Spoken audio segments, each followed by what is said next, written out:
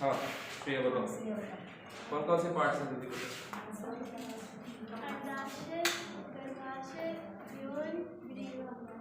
अच्छा, इसको इंग्लिश में क्या कहेंगे? इंग्लिश में ओवरी और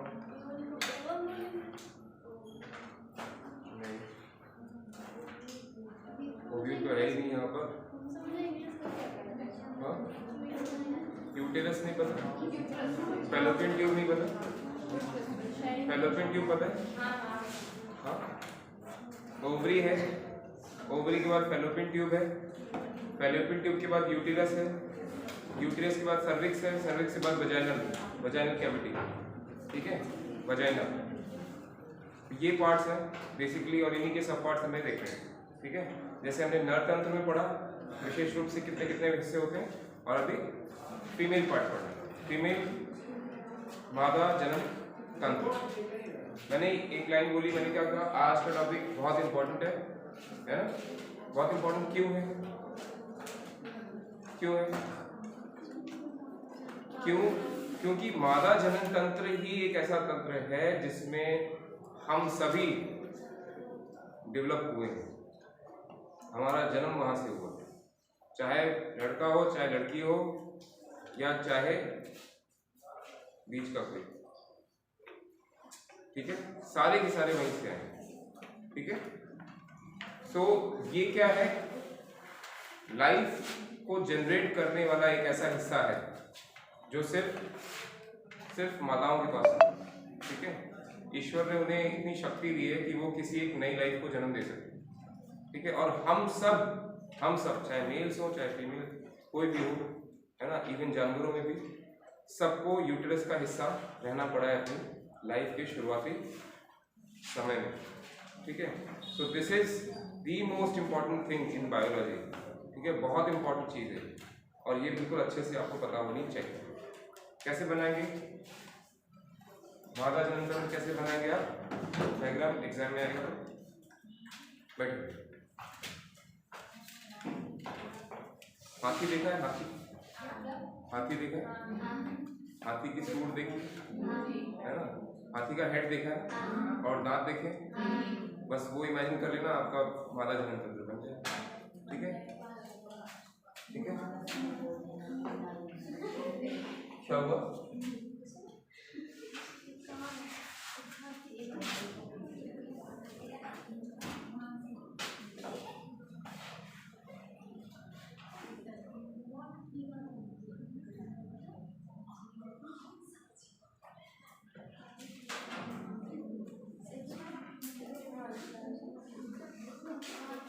कुछ समझ में आ रहा है? अभी हाथी लग रहा है तो बना लोगे आप?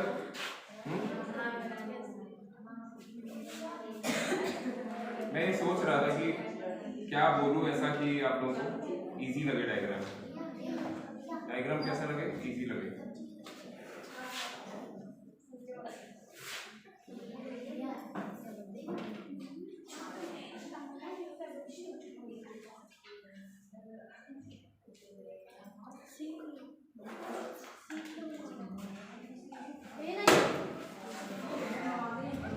क्या कर रहे हो?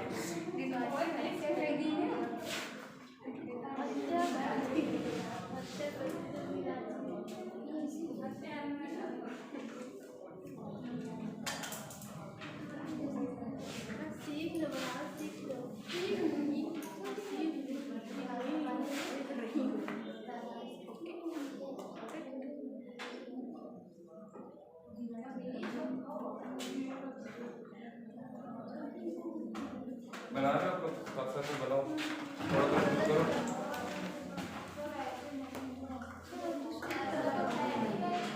क्या क्या नहीं है? फिगर ऐसा नहीं है, कैसा है? क्या क्या क्या कह रहे? क्या कह रहे? हाँ, ये क्या हुआ? क्या क्या बोल रहे हो? ऐसा नहीं है, ऐसा ही है।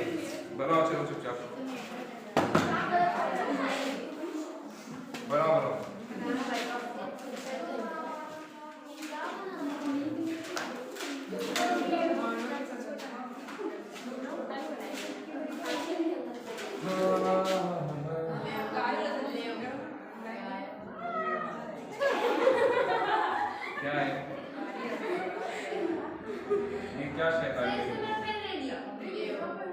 तुम लोग की क्या शैतानी है? कौन है जिसने ये अजीबोगरीब आवाज की?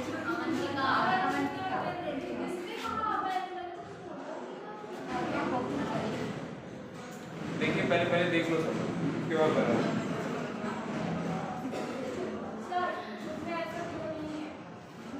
बुक में आपको बनाना ऐसे, ठीक है? बुक में कैसा फिगर है?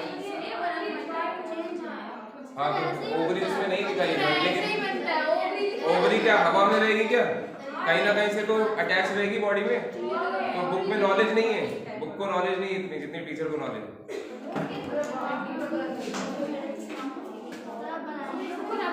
देखो इधर देखो, ध्यान से देखो, ये जो फिंगर लाइक प्रोजेक्शन दिख रहे हैं फिंगर्स की तरह, ठीक है, इसे हम कहते हैं फिम्ब्रिए।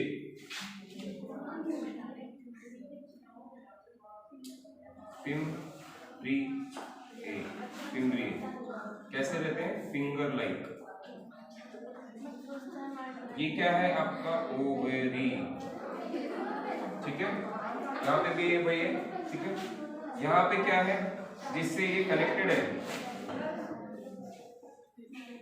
ओवेरियन लिगामेंट,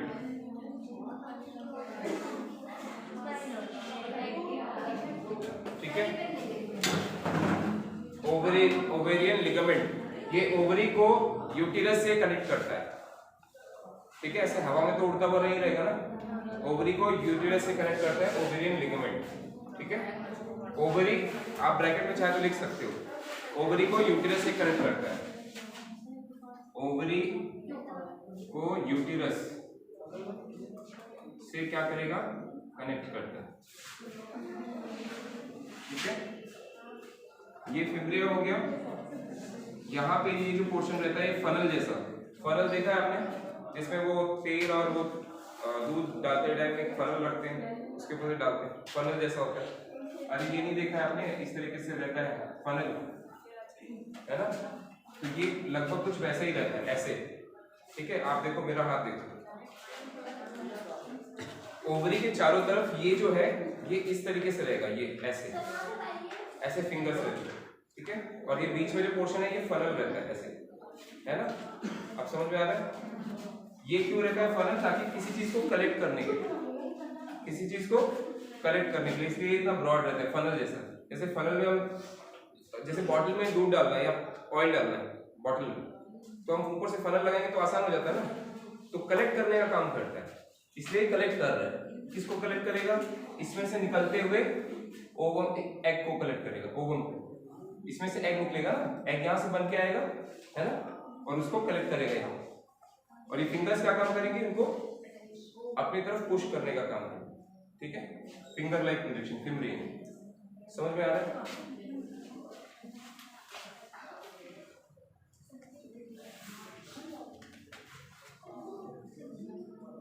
इसको कहते हैं जो फनल जैसा होता है इनफंडिबुलम,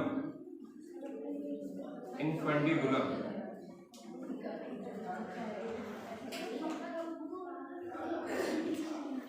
फनल लाइक, ठीक है। और ये इनफंडिबुलम किसका हिस्सा होता है?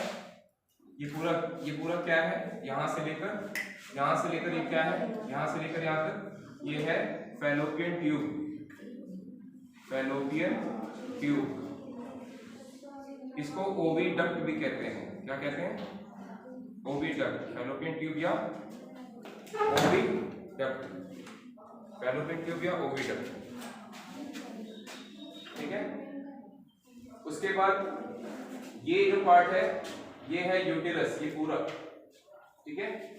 इसको क्या कहेंगे? यूटिरस।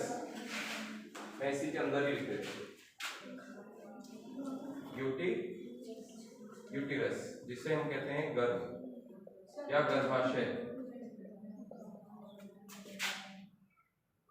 गर्भाशय, यूटिरस। उसके बाद यहाँ पे आप देख रहे हैं, यहाँ पे एक कंस्ट्रिक्शन, एक सकरा सा पोर्शन रहता है, ये इसे हम कहते हैं सर्विक्स। क्या कहते हैं? सर्विक्स। बेबी का जब बर्थ होता है, जब बर्थ होने वाला होता है, डिलीवरी होने वाली होती है, तो ये सर्विक्स ओपन होना चाहिए टाइम पे।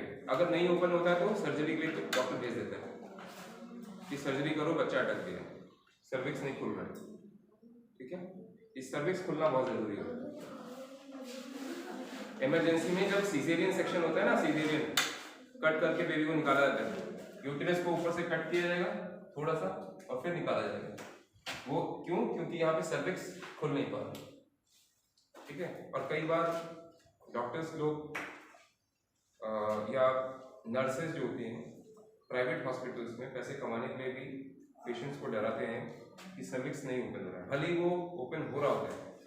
अब पेशेंट पेन में है, पेशेंट को तो समझेगा नहीं, और पेशेंट के रिलेटिव्स बैठे हैं बाहर, तो उनको क्या बोलते हैं जाके कि सर्विक्स नहीं ओपन हो रहा है, बच्चे को खतरा है, ये है वो है, नॉर्मल डिलीवरी नहीं हो पाएगी, आपको सीजेरियन कराना पड़ेगा। ठीक है, सर्जरी करानी पड़ेगी।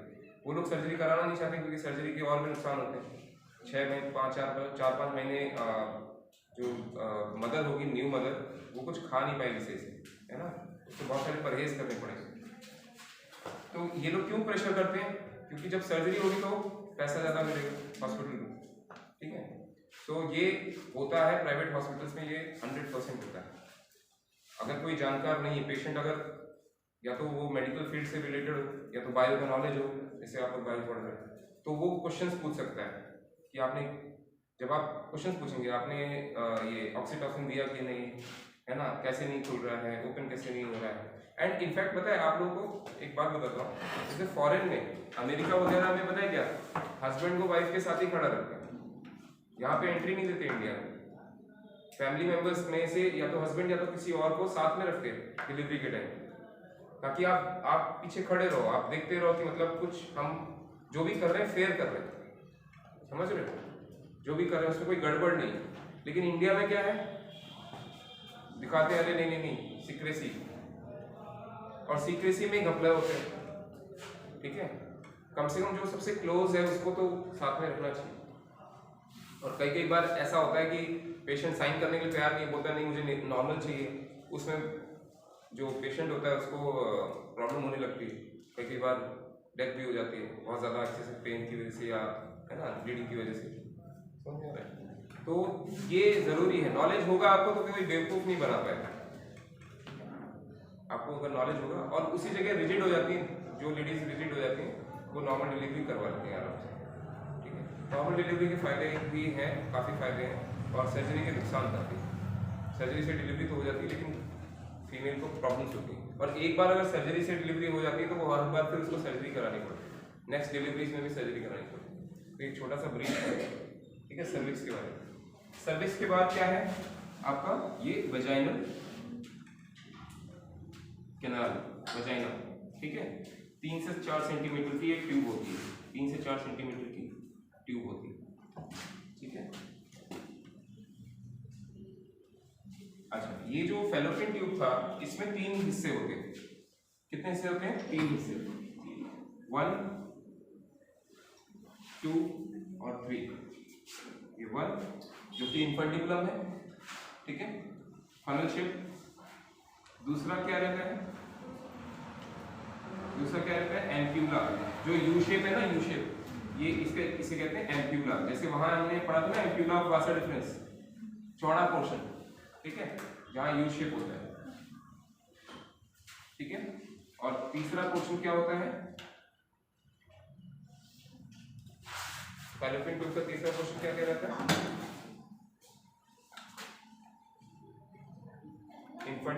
हाँ, क्या चीज?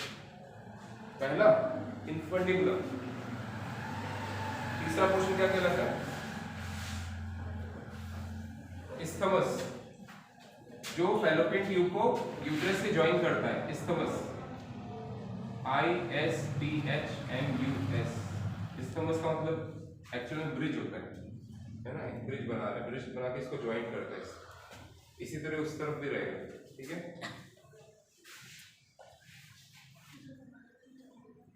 ये आपको समझ में आया?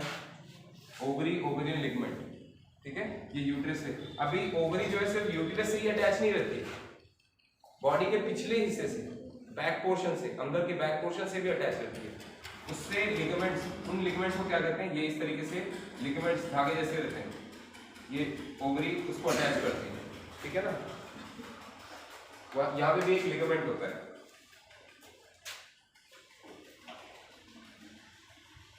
इस लिगामेंट को क्या कहते हैं, ब्रूड लिगामेंट। क्या कहते हैं, ब्रूड, क्या कहते हैं, ब्रूड लिगामेंट। यहाँ पे भी इसी तरह अटैच रहेगा, ठीक है, ऐसे धागे जैसे निकले रहेंगे और वो पीछे के लिगामेंट पीछे की बॉडी वॉल से अटैच करता है। यानी ओवरी हवा में नहीं लटक रही है जैसा बुक में दिखाया गया। बुक में बहुत सारी चीज दिखाना संभव नहीं होता है, ठीक है, आप समझ रहे हैं, सब कुछ संभव नहीं होता है। लेकिन इसका मतलब ये नहीं कि चीजें जो बुक में दिखाई नहीं गई वो है नहीं, है तो बहुत कुछ है, पता है, इसमें बहुत कुछ है, लेकिन वो सब कुछ आपको इस समय नहीं बताया जा सकता, नहीं तो घुसेगा ही नहीं दिमाग में। बहुत सारे छोटे छोटे डिटेल्स है, जब आप रियल में पढ़ेंगे जाके उसको डायसेक्शन करेंगे, है ना, रियल में जब डॉक्टरी करने जाएंगे जब डायसेक्शन करके देखेंगे कैडेवर में डेड बॉडी, तब आपको समझ में आएगा कितनी सारी चीजें होती हैं, हजारों चीजें होती हैं, वो सब आपके दिमाग में भी घुस नहीं सकती हैं, इसलिए आपको बेसिक चीजें बताई जाती हैं, ठीक है।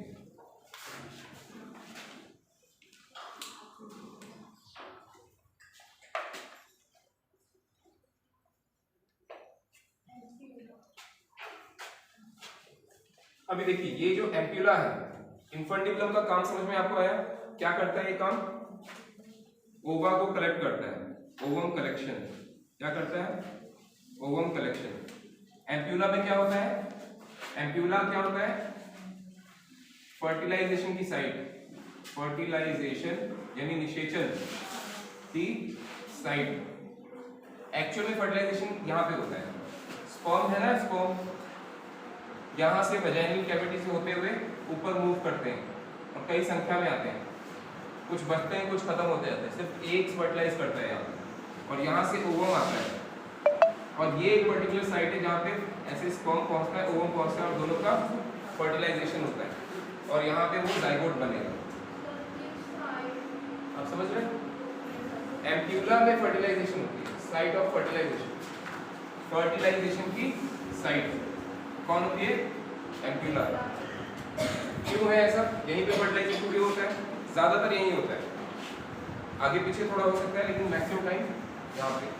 आपने देखा है भिड़न टक्कर एक्सीडेंट कहाँ होते हैं, जनरली मोड़ पे होते हैं ना, एक गाड़ी वहां से आ रही एक गाड़ी यहाँ से आ रही, मोड़ पे एक्सीडेंट है ना तूने सिग्नल देखा ना मैंने सिग्नल देखा, एक्सीडेंट हो गया, रब्बा रब्बा है ना,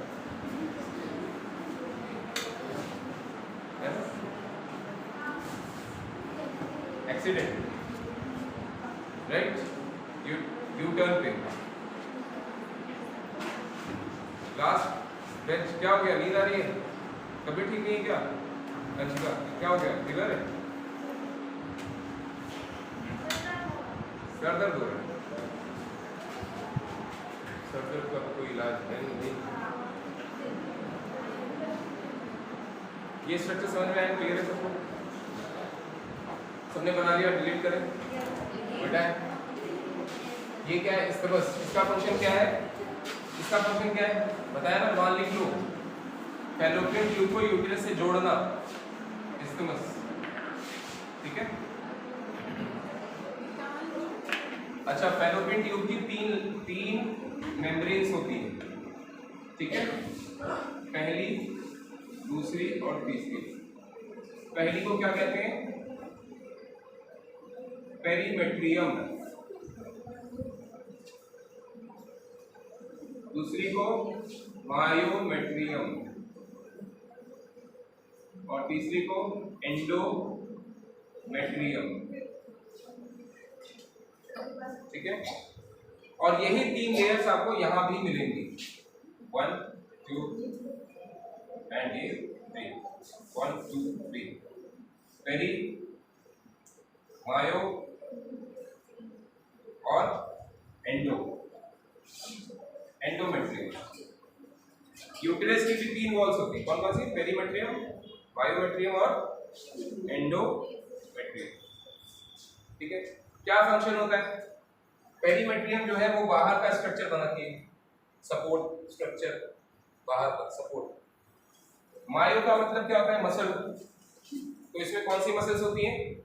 इनवॉलेंट्री, जो हमारे कंट्रोल में नहीं है, ठीक है। तो इसमें कौन सी मसल्स होती हैं? Involuntary muscles. इसमें मायोमेट्रियम में इनवॉलेंट्री मसल्स इसमें होती हैं मायोमेट्रियम, सेकंड नंबर की जो लेयर है, ठीक है। और जो फर्स्ट नंबर की लेयर है एंडोमेट्रियम, वो कैसी बनी होती है? पतले पतले सेल्स, स्क्वैमस एपिथेलियम से। जैसे स्क्वैमस एपिथेलियम, कौन सी? एंडोमेट्रियम। स्क्वैमस एपिथेलियम की होती है, ठीक है। और मेंस्ट्रुअल साइकिल में इसका रोल होता है, मेंस्ट्रुअल साइकिल, ठीक है। मेंस्ट्रुअल साइकिल में इसका काम होता है, ठीक है। मेंस्ट्रुअल साइकिल क्या नहीं समझ रहे? कोई डाउट? इतने एक्साइटेड क्यों? क्या? स्क्वैमस एपिथेलियम की होती है एंडोमेट्रियम, पतले पतले सेल्स होते हैं, सेल की लाइनिंग होती है, और ब्लड सप्लाई बहुत ज्यादा होती है। ब्लड सप्लाई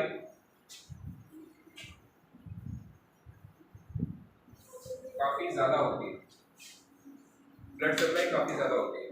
क्यों? क्योंकि जब ये जाइगोट बनके यहाँ आएगा और यूटेरस में अटैच हो जाएगा, यूटेरस में, है ना, तो उसको ब्लड देने के लिए यहाँ पे ब्लड काफी ज्यादा रहता है, ठीक है ना। और मेंस्ट्रुअल साइकिल में ब्लीडिंग इसीलिए होती है क्योंकि ये वाली जो लेयर है ना, ये स्क्वैमस एपिथेलियम, एंडोमेट्रियम, ये ब्रेक हो जाती है हर 28 डेज 30 डेज में। ये वाली लेयर ब्रेक होती है। क्यों ब्रेक हो रही है? क्योंकि इसको बेबी मिल ही नहीं रहा, जाइगोट। अगर जाइगोट मिल जाए तो प्रेगनेंसी हो जाए, और प्रेगनेंसी में ये लेयर का टूटने का सवाल ही नहीं है, क्योंकि उसको विकसित हो रहे एम्ब्रियो को ब्लड से सींचना है। आप समझ रहे हैं मेरे क्या कहने का मतलब? क्या है? पोषण करना है ब्लड के थ्रू, ठीक है। और क्योंकि फर्टिलाइजेशन नहीं होता है, इसलिए इस लाइन को हर 28 30 डेज 32 डेज वेरी करता है, अलग अलग इस लेयर को टूटना होता है। फिर वापस न्यू साइकिल में नई लेयर बनती है with the help of blood supply की मदद से। समझ में आ रहा है सबको? यूटिलिस का क्या फंक्शन है? यूटिलिस गर्भ का क्या फंक्शन है? एक तो इम्प्लांटेशन, इसका इम्प्लांटेशन इसका जाइगोट का या एम्ब्रियो, ठीक है। एम्ब्रियो का स्थानांतरण यहाँ पे होगा ना, क्या नहीं समझा? ये आप देख रहे हो, मैंने क्या बताया? 3 लेयर है, perimetrium, myometrium, endometrium. Perimetrium support कर देगी, मायोमेट्रियम में मसल्स होती है, मसल्स कौन सी? जो हमारे कंट्रोल में नहीं है, और वो कब काम आएंगी? या तो पीरियड्स में काम आएंगे, या तो फिर डिलीवरी के काम आएंगे, जब लेबर होगा, लेबर पेन है ना, कॉन्ट्रैक्ट करेंगे तभी तो बेबी बाहर आएगा, ठीक है। आप समझ रहे? मसल्स कौन सी? इनवॉलेंट्री मसल, जो हमारे कंट्रोल में नहीं है, डायरेक्ट कंट्रोल में नहीं, इनवॉलेंट्री कंट्रोल, ठीक है। उसके बाद क्या है? एंडोमेट्रियम। डिलीवरी जो होती है सोच के नहीं होती, सोच के होती है, बिना सोचे होती है ना, वो अचानक पेन होता है ना लेबर, कि अपने आप माँ ने सोचा हाँ चलो आज डिलीवरी कर लेते हैं, नहीं, ऐसा तो नहीं होता। इसी तरह पीरियड भी होते हैं, कैसे होते हैं? ऑटोमेटिक होते हैं ना, सोच के थोड़ी होते हैं, इसलिए इनवॉलेंट्री मसल्स है, इनवॉलेंट्री मूवमेंट्स, ठीक है। अभी क्या है? एंडोमेट्रियम, ये पूछ रहे थे ना, एंडोमेट्रियम में कौन सी लेयर्स होती है? पतली पतली स्क्वैमस एपिथेलियम होती है। कैसी होती है? स्क्वैमस, है ना, पतले पतले सेल्स होते हैं।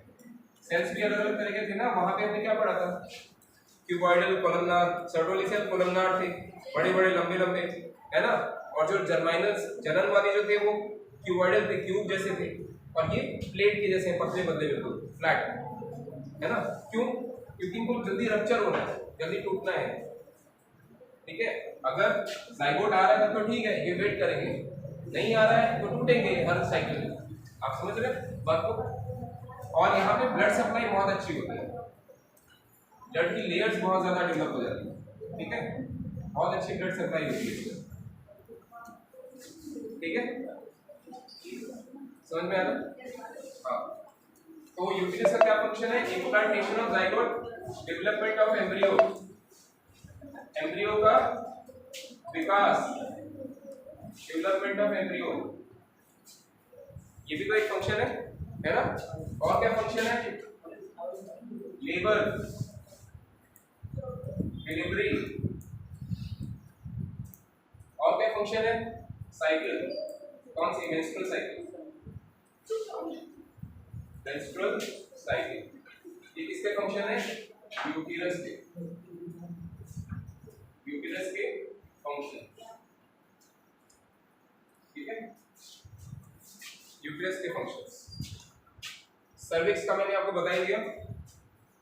ठीक है, ये कैसे होते हैं? Narrow constricted portion, constricted part. Constricted मतलब सकरा, कंस्ट्रिक्टेड मतलब सकरा, है ना, ऐसे करके इस तरीके से, है ना, कंस्ट्रिक्टेड पार्ट है। और सर्विक्स प्लस वजाइना दोनों को मिला के क्या कहते हैं? Birth canal. क्या कहते हैं? Birth canal. इन दोनों को मिला के क्या कहते हैं?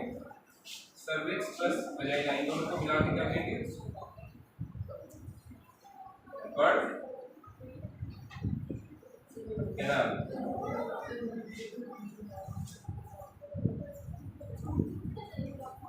जनन नालिका, बर्थ कैनाल। ठीक है, और ये जो अंदर फोल्ड्स आपको दिखाया ना, फोल्ड्स वजाइना में ऐसे फोल्ड्स, इनको बोलते हैं रुगे, RUGAE, रुगे। ये मसल्स के फोल्ड्स रहते हैं। ट्यूब 3 से 4 सेंटीमीटर की ट्यूब होती है, मसल्स के फोल्ड्स रहते हैं। क्या चीज? फोल्ड्स होने का रीजन है ताकि ये सरफेस एरिया को बढ़ा सके। अगर सरफेस एरिया ज्यादा रहे, स्पर्म आएंगे तो उनका कलेक्शन इजी रहेगा, है ना, काफी ज्यादा स्पर्म यहाँ इकट्ठे हो सकते हैं। ठीक है, सरफेस एरिया बढ़ाने के लिए, सरफेस एरिया। अभी आप एक बात बताओ, जैसे ये प्लेन सरफेस, तो इसमें मैं सपोज कोई भी मटेरियल डालता हूँ, सैंड है या सॉल्ट है ना, तो वो एक लिमिटेड मात्रा में पड़ेगा। ठीक है, अगर मैं इसी सरफेस को अगर ऐसे कर दूं तो इसमें मात्रा बढ़ेगी कि घटेगी? बढ़ जाएगी ना, तो उतनी जगह में ज्यादा मात्रा आ गई ना, है ना। इमेजिन करो, उतनी जगह में ज्यादा मात्रा आ जाएगी। फोल्ड्स इसलिए जरूरी है, कलेक्शन ऑफ स्पर्म के लिए ये हो सकता है ना। और कुछ मसल्स का स्ट्रक्चर भी ऐसा होता है कि वो फोल्ड्स से बनते हैं। ठीक है,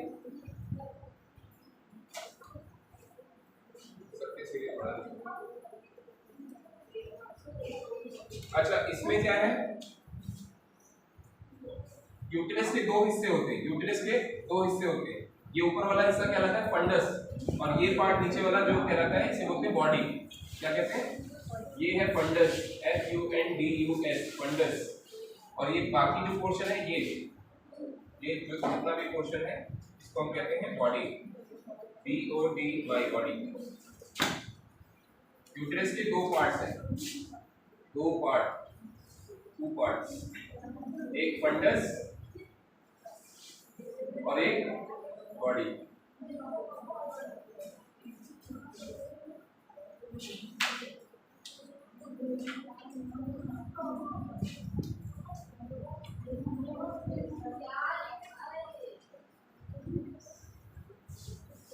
यूटेरस के फंक्शंस तो ये सारे लिखे हैं, दो पार्ट्स होते हैं, फंडस और बॉडी।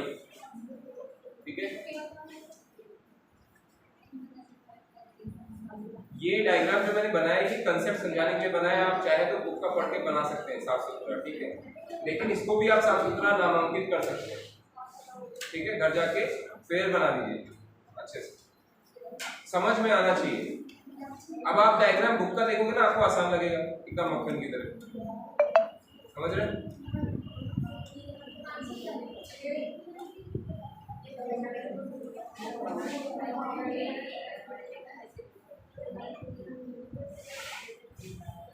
चलिए देखिए, एक फ्लो चार्ट बनाइए।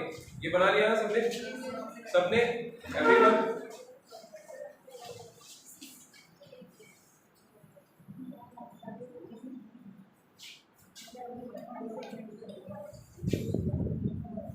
Female reproductive system FRT, female जनन तंत्र या फीमेल रिप्रोडक्टिव सिस्टम, ठीक है। इसमें कितने पार्ट्स होते हैं? Primary sex organ, primary sex organ, ये क्या रहते हैं? ओवरी, क्या रहते हैं? ओवरी। उसके बाद क्या रहता है? एक्सेसरी डक्ट्स, एक्सेसरी ग्लैंड्स, जैसे हमने वहां किया था, एक्सेसरी डक्ट्स, नालिकाएं, ठीक है। उसके बाद एक्सेसरी ग्लैंड्स, एक्सेसरी ग्लैंड्स, ठीक है, एक्सेसरी ग्लैंड्स। एक्सेसरी ग्लैंड्स के बाद लास्ट में क्या है? External sex organs, external sex organ, ठीक है। इसमें क्या है? इसमें तो आपने देखा ओवरी है, राइट। प्राइमरी सेक्स ऑर्गन कौन सा है? ओवरी। जहां पे क्या होगा, इसका फंक्शन क्या है? कितने होते हैं? 2 इन नंबर, ठीक है, कितने होते हैं? 2, राइट। ओवरीज कितनी होती है? 2, और 2 से 4 सेंटीमीटर का साइज होता है,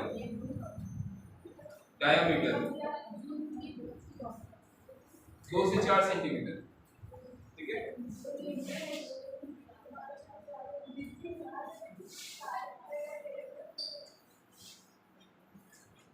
कहाँ होती है? लोअर एब्डोमेन में, लोअर एब्डोमेन। इसके पार्ट्स कितने होते हैं? 2 पार्ट होते हैं, बाहरी पार्ट और एक अंदर का पार्ट, ठीक है। ओवरी के 2 पार्ट्स होते हैं,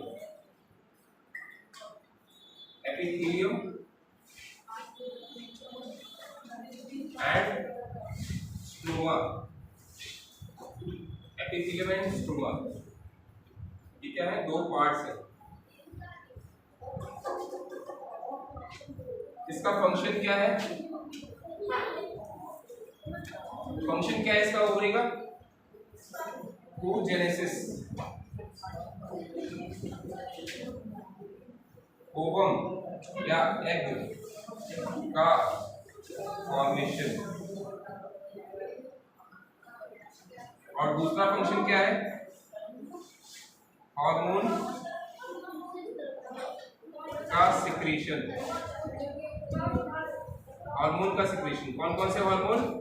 oestrogen and progesterone.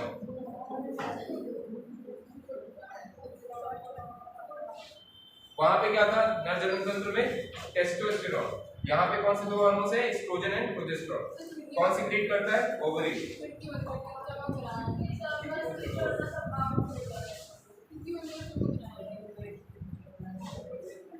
Oestrogen and progesterone.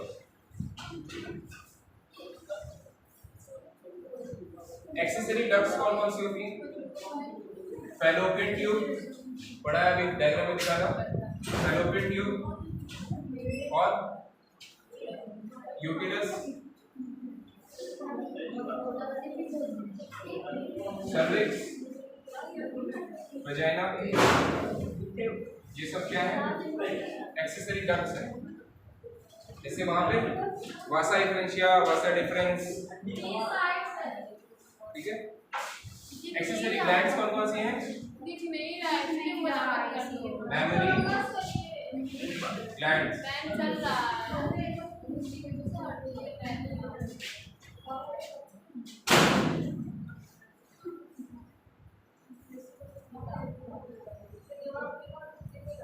Salivary glands and vestibular gland. Vestibular,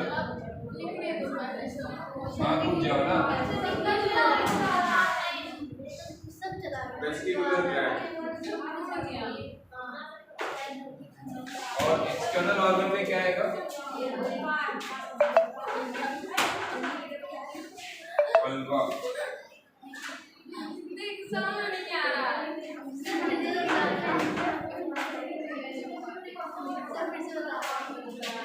क्या कॉपी में नहीं समझेगा तो वैसे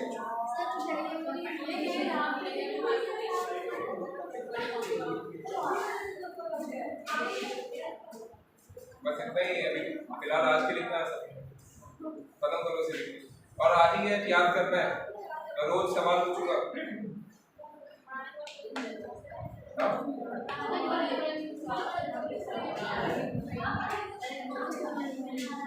पढ़ के आइए इसको बुक से पूरा टॉपिक,